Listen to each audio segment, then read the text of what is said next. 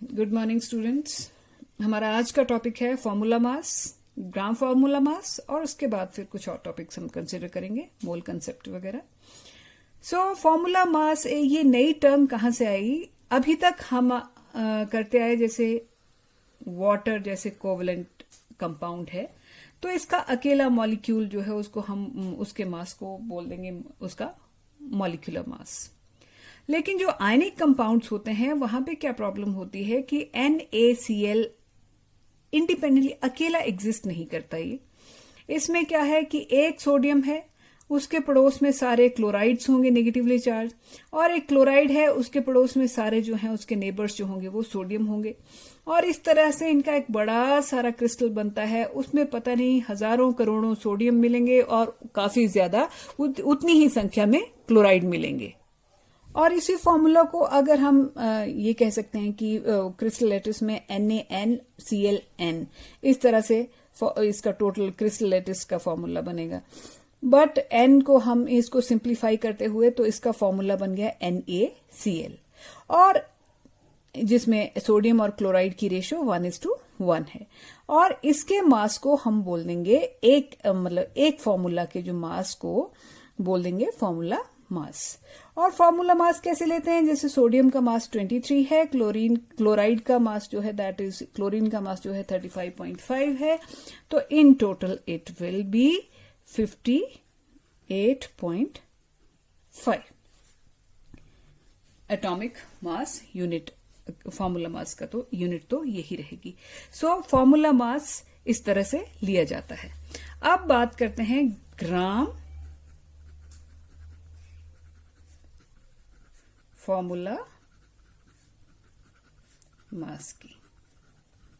Gram formula mass जैसे gram molecular mass, ग्राम atomic मास हुआ करते थे, तो वहां पे हमारा क्या कैसे करते थे कि किसी चीज का एटॉमिक मास, जैसे हाइड्रोजन का एटॉमिक मास होता है 1 एटॉमिक मास यूनिट, अगर इसको मैं 1 ग्राम कह दूं तो ये आ गया ग्राम एटॉमिक मास ऑफ हाइड्रोजन। ठीक वैसे ही ग्राम फॉर्मूला मास क्या हुआ? मास of an ionic compound expressed in grams. जैसे सोडियम क्लोराइड का फॉर्मूला मास जो है वो कितना है? 58.5 atomic mass unit. But if I say 58.5 gram, then it is gram formula mass of NaCl. इतनी सी बात है। So,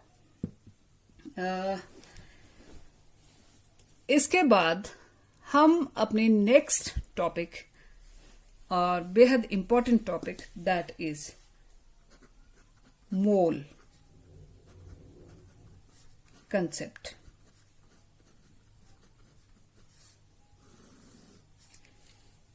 पे चलते हैं।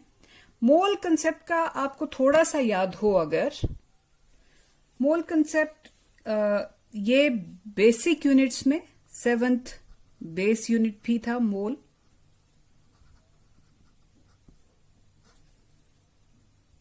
अगर हम बाजार जाएं और हमें ऑरेंजेस खरीदने हों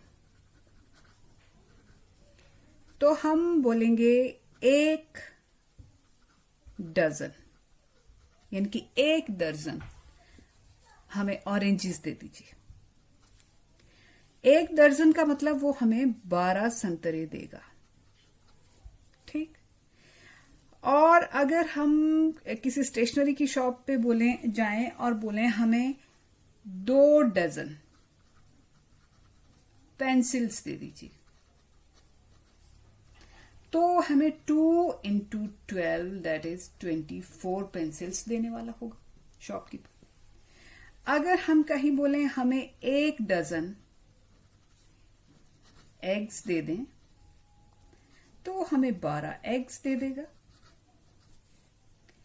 उसी तरह से हम बोले हमें 1 डजन कार्बन एटम्स चाहिए, तो मतलब हम बोल रहे हैं 12 कार्बन एटम्स चाहिए। कहने का मतलब जब भी हम डजन बोलें तो वो संतरों के लिए भी 12 ही होगी। पेंसिल्स की डजन का भी मतलब 12 पेंसिल्स होगा। एग्स के डजन का भी मतलब होगा 12 एग्स। और कार्बन एटम्स की एक डजन का मतलब भी होगा 12 कार्बन एटम्स।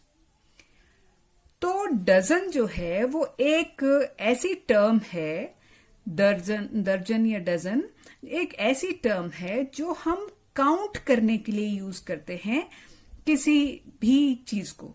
लेकिन वहां पे ये मेंशन करना जरूरी है 1 dozen oranges, 1 dozen pencils, 1 dozen eggs, 1 dozen carbon atoms. मतलब जो भी चीज आप काउंट करना चाहते हैं उसका नाम साथ में लिखना जरूरी होता है। दर्जन केवल 12 चीजों की कलेक्शन है। अब वो कौन सी चीज चाहते हैं, अगर 12 आप ऑरेंजेस चाहते हैं तो डजन के आगे आप ऑरेंजेस लिख देंगे। अगर आप पेंसिल्स चाहते हैं तो डजन के आगे आप पेंसिल्स लिखेंगे। अगर आप एग्स चाहते हैं तो एग्स एंड सो ऑन। मतलब dozen is something which is used for counting some type of commodity. तो फिर जब मोल की बात आई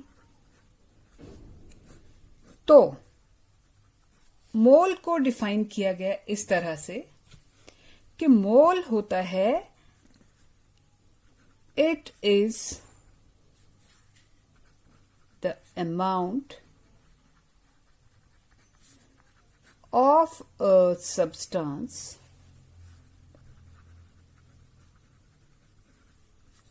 which contains same number of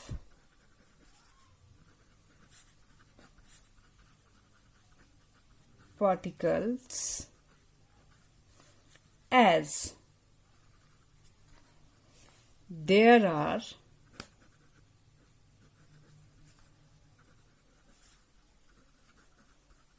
atoms in 12 gram sample of 6C12। यानी कि कार्बन एटम, जिसको हम वैसे भी रेफरेंस लेते रहे हैं एटॉमिक मास के लिए भी और बाकी, तो फाइनली जो मोल की जो डेफिनेशन जो SI यूनिट्स के द्वारा मान्य है वो है कि किसी भी चीज की उतनी मात्रा को हम मोल कहेंगे कि जिसमें उतने ही पार्टिकल, उस मात्रा में यदि same particles, same number of particles पाए जाते हैं जितने की कार्बन एटम के 12 ग्राम सैंपल में पाए जाते हैं।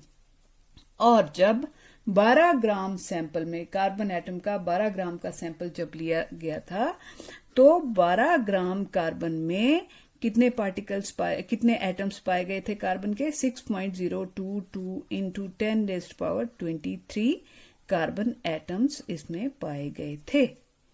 तो ये जो संख्या है 6.022 इंटू 10⁻23, इसको एवोगैड्रो नंबर भी बोल देते हैं, कई बार N0 भी लिख देते हैं, या इसको हम क्या बोलेंगे? मोल। जैसे एक दर्जन में कितने पार्टिकल्स होते हैं? 12। वैसे ही एक मोल में कितने पार्टिकल्स होते हैं? 6.022 इंटू 10⁻23। पर पार्टिकल्स कौन से हैं? एटम्स हैं, मॉलिक्यूल्स हैं, आयंस हैं, ये बताना जरूरी रहता है। मोल जो है वो एक बहुत मैजिकल सा नंबर है और मोल की मदद से ही हम फाइनली, आपको याद होगा इससे पहले हमने रिलेटिव एटॉमिक मास की बात किया करते थे, हम रिलेटिव एटॉमिक मास। लेकिन मोल कंसेप्ट के बाद we were able to calculate absolute mass of atoms and molecules. Now absolute mass क्या है? absolute mass पे आए अगर, तो जैसे मान लीजिए मेरे पास शुगर का एक सैंपल है।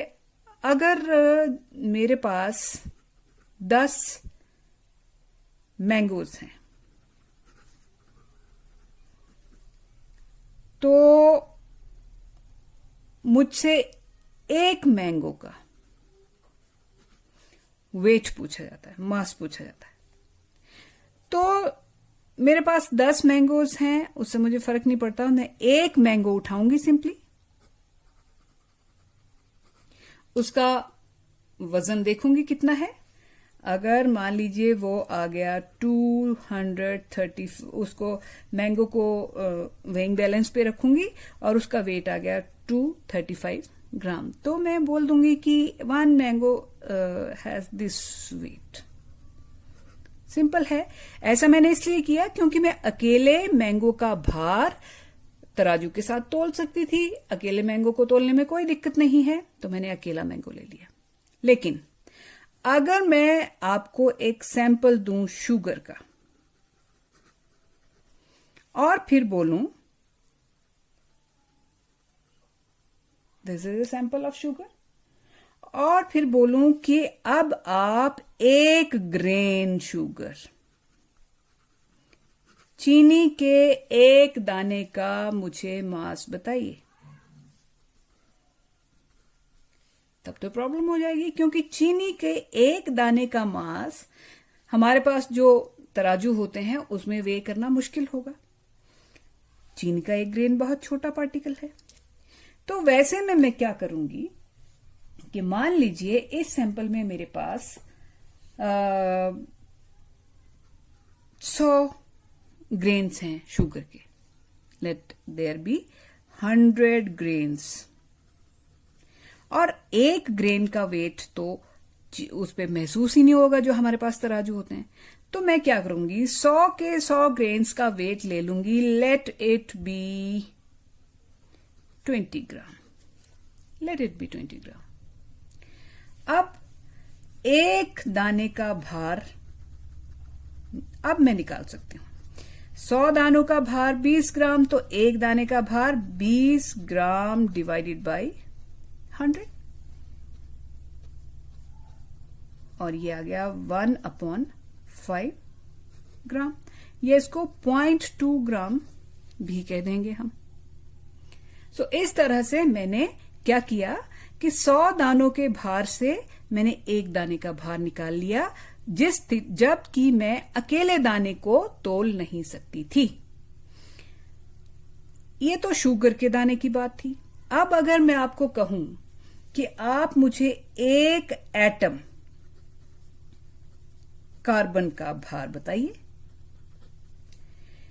तो शुगर के 1 दाने को हम देख तो सकते हैं, कम से कम भार नहीं निकाल सकते थे उसका तराजू से, जो हमारे पास तराजू होता है।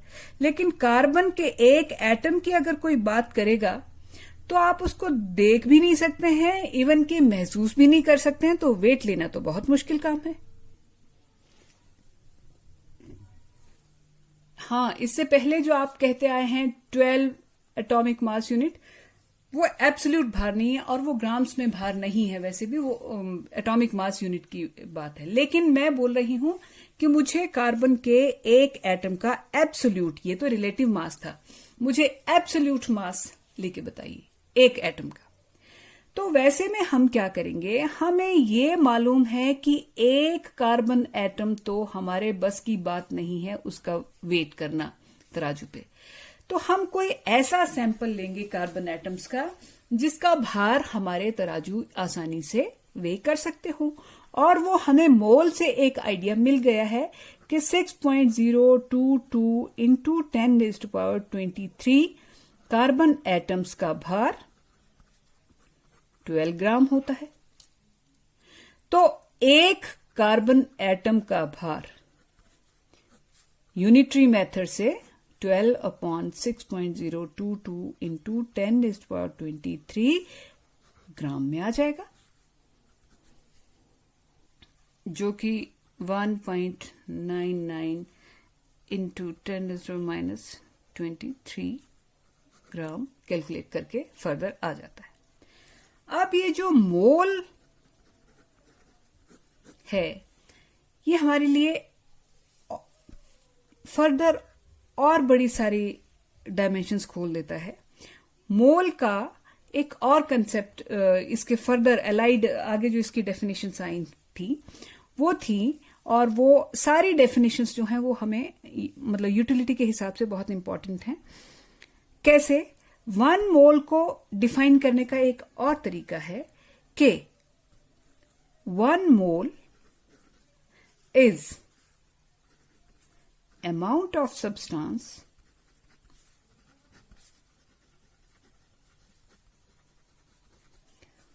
whose mass is equal to gram atomic mass if we have atoms in that sample.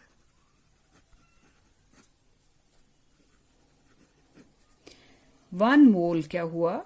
अगर किसी सैंपल में हमने केवल एटम्स लिए हैं किसी चीज के, तो 1 मोल हुआ उस सब्सटेंस का इतनी मात्रा कि जिसका भार जो है वो उसके ग्राम एटॉमिक मास के बराबर हो। कहने का मतलब है 1 मोल हाइड्रोजन अगर मैं कहूं तो इसका वेट कितना हो जाना चाहिए? 1 ग्राम।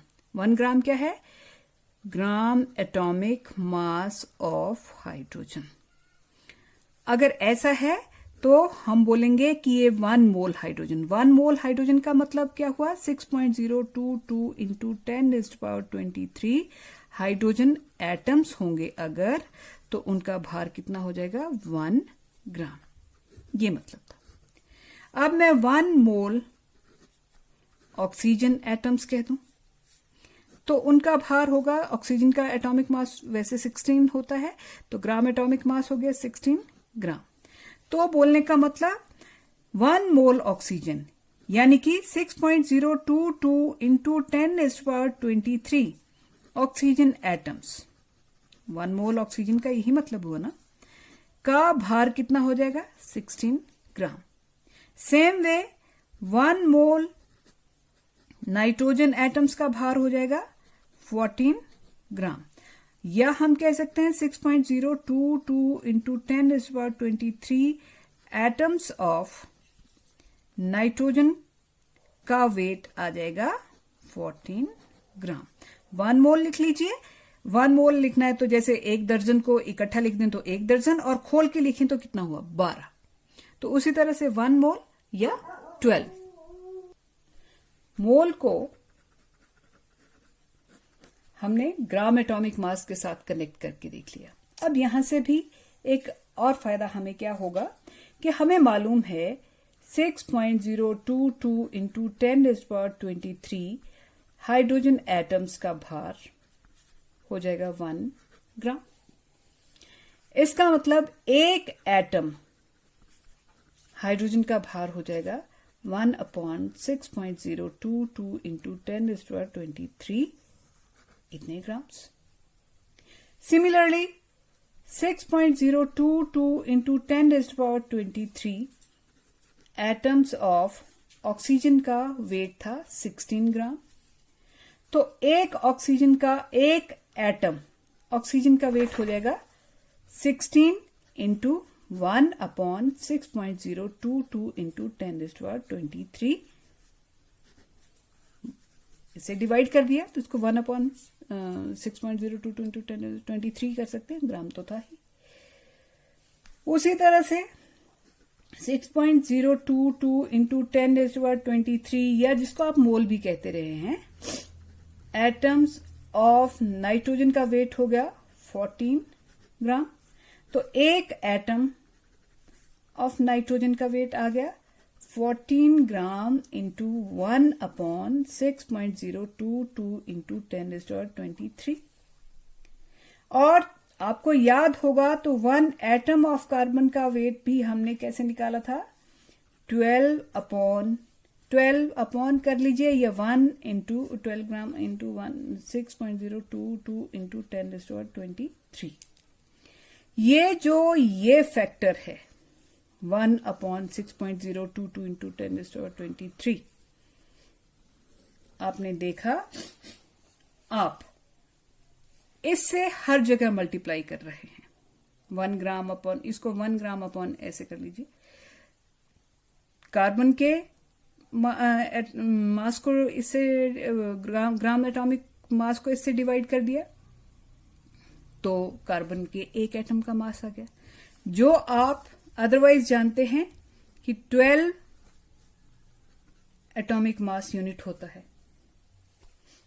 नाइट्रोजन के एक एटम का मास आप जानते थे 14 एटॉमिक मास यूनिट होता था। यानी कि ये जो साथ में इसमें ये जो ये फैक्टर है 1 ग्राम इंटू 1 अपॉन ये ग्राम डिवाइडेड बाय 6.02 इंटू 10⁻23, इसको गौर से देखें तो ये, अदरवाइज हम अब इस एग्जांपल के लिए ऑक्सीजन के एक एटम का 1 ऑक्सीजन का भार आपके पास आ रहा है 16 इंटू 1 ग्राम अपॉन 6.022 इंटू 10⁻23, जिसको हम पहले से क्या जानते हैं 16 एटॉमिक मास यूनिट। यानी कि ये फैक्टर जो है ये किसके बराबर है, एटॉमिक मास यूनिट के बराबर है। This thing is equal to 1 atomic mass unit. एक और एग्जांपल ले लेते हैं। 1 नाइट्रोजन मीन्स 14 गुना 1 ग्राम अपॉन 6.022 इंटू 10⁻23 या 14 एटॉमिक मास यूनिट के तो नाम से हम जानते हैं इसको। ये नाइट्रोजन वाला, ये देखिए अगेन यहां पे भी अगर देखें तो this factor is equal to this factor. So एक नई चीज जो हमें पता लगी, 1 एटॉमिक मास यूनिट और is equal to 1 upon 6.022 into 10⁻23 gram. वैसे हमने इसकी डेफिनेशन की है, it is 1/12 of mass of an atom of carbon. Numerically आप इसको ऐसे याद रखेंगे और डेफिनेशन तो हम इसकी ऑलरेडी कर भी चुके हैं। अब हम करेंगे मोल और ग्राम मॉलिक्यूलर मास का relationship. Mole and gram molecular mass का relationship. It is again said that 1 mole of a substance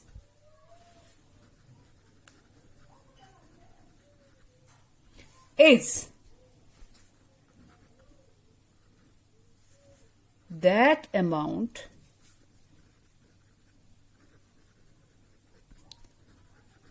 which has a mass equal to its gram molecular mass।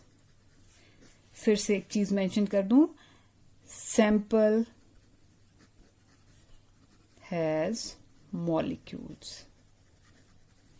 पिछली बार हमने ये स्पेसिफाई किया था कि सैंपल में अगर एटम्स हैं तो उसका भार ग्राम एटॉमिक मास के बराबर होगा, अगर सैंपल में मॉलिक्यूल्स हैं तो फिर उसका भार जो होगा वो ग्राम मॉलिक्यूलर मास के बराबर होगा। इस बात का मतलब हुआ 1 mole water molecules is equal to 6.022 into 10⁻23 molecules of water, और अगर उसका मास लेंगे तो it will come out to be 18 gram. ये हमारे पास एक बहुत बड़ा लिंक एस्टेब्लिश हो जाता है। इस तरह से कहने का मतलब 18 ग्राम वाटर में 6.022 इंटू 10⁻23 मॉलिक्यूल्स ऑफ वाटर होंगे, या आप सीधा कह दें 1 मोल ऑफ वाटर मॉलिक्यूल्स होंगे, एक ही बात है। एक और एग्जांपल लेते हैं। 1 मोल ammonia means 6.022 into 10⁻23 molecules of ammonia। अगर इनका भार लेंगे तो आएगा 14 gram. Sorry not 14, it will be 14 plus 3 17 gram, not at all 14। Again वापस देखें, 17 gram of ammonia contains 6.022 into 10⁻23 molecules of ammonia, or we can say it has 1 mole of ammonia, one and the same thing। तो इस तरह से अगर हमारे पास, यहां से भी एक नई चीज हमें पता लगती है कि अगर हमारे पास 1 मोल अमोनिया का, 1 मोल मॉलिक्यूल्स ऑफ अमोनिया का मास पता है हमें 17 ग्राम है, तो single molecule 1 molecule of ammonia का अगर हमने मास कैलकुलेट करना है तो हम इतने सारे 17 ग्राम को इतने सारे मॉलिक्यूल्स यानी कि 6.022 इंटू 10⁻23 से डिवाइड कर देंगे, और जो भी मास आएगा हमारे पास वो होगा सिंगल मॉलिक्यूल ऑफ अमोनिया का मास होगा। सो मोल की एक और हमारे पास डेफिनेशन है। मोल की डेफिनेशन एवोगैड्रो ने कहा था कि equal volume of all the gases at STP contain equal number of molecules, और उसने ये फिर बाद में एक्सपेरिमेंटली ये भी फाइंड आउट किया गया था कि 22.4 litre volume of all gases contain 6.022 into 10⁻23 molecules of all the gases।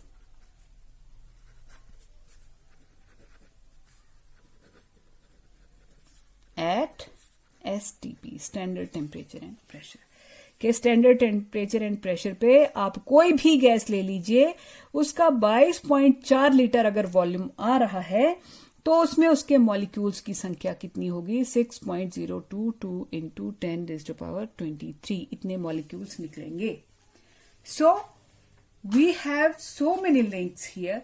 चल इसका एक एग्जांपल ले लेते हैं, जैसे 22.4 लीटर नाइट्रोजन गैस है, तो उसमें 1 मोल यानी कि 6.022 इंटू 10⁻23 मॉलिक्यूल्स ऑफ नाइट्रोजन होंगे, जिसका हमें पहले से मालूम है कि N2 का ग्राम मॉलिक्यूलर वेट होता है 28 ग्राम।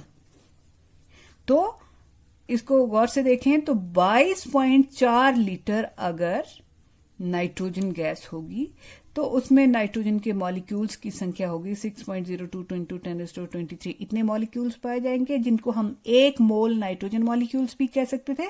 और उसका भार देखेंगे हम, क्योंकि 1 मोल मॉलिक्यूल्स के भार को ग्राम मॉलिक्यूलर मास भी कहते हैं, ये हम पहले कर चुके हैं।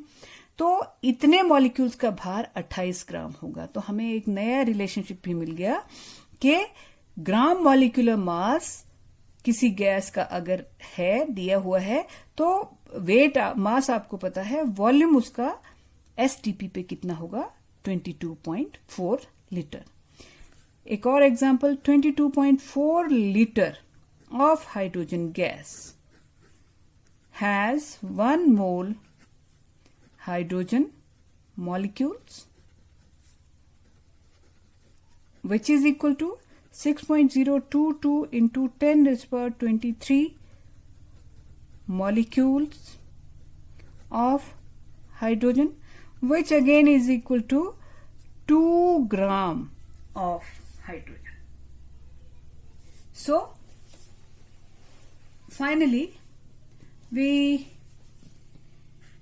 can conclude that mole is related to many things and it can correlate many aspects of any substance. 1 mole अगर हम एटम्स की बात करते हैं, 1 मोल एटम्स, 1 मोल एटम्स का मतलब है 6.022 into 10 raised to power 23 atoms, चाहे जो भी मर्जी चीज हो उसके एटम्स इतने। और 1 मोल एटम्स के अगर हम मास की बात करेंगे तो it will be equal to gram atomic mass of that element. इसका एग्जांपल ले लेते हैं हम। 1 मोल ऑफ एटम्स की बात कर लेते हैं, जैसे कार्बन ले लिया तो 1 mole of atoms means 6.022 into 10 raised to 23 carbon atoms. और इनका नंबर अगर पूछा, दिस इज ए नंबर, कितने हैं, अगर कितने पूछा तो उस चीज का जवाब ये। अगर पूछा 1 मोल का मास कितना होगा तो इसका ग्राम एटॉमिक मास होता है 12 ग्राम। आपको अगर 1 मोल का वेट पूछा है तो आप इस डायरेक्शन में जाएंगे, अगर 1 मोल में पार्टिकल्स पूछे हैं तो आप इस डायरेक्शन में जाएंगे। अगर मैं यहां पे इसको 2 मोल कर देती हूं तो आप यहां भी 2 से मल्टीप्लाई करेंगे, यहां भी 2 से मल्टीप्लाई कर लेंगे। अगर मैं इसको 1.5 मोल कर देती हूं तो यहां 1.5 से मल्टीप्लाई हुआ है, यहां भी 1.5 से होगा, यहां भी 1.5 से होगा। Means this thing can help you in numericals. फिर 1 mole molecules, again 1 mole molecules का क्या मतलब है? 1 मोल मॉलिक्यूल्स का मतलब है 6.022 into 10 raised to 23 मॉलिक्यूल्स। जो भी चीज आपने कंसिडर की है उसके इतने मॉलिक्यूल्स। और 1 मोल मॉलिक्यूल्स का मतलब है कि उनका अगर मास की बात करेंगे then it will be equal to gram molecular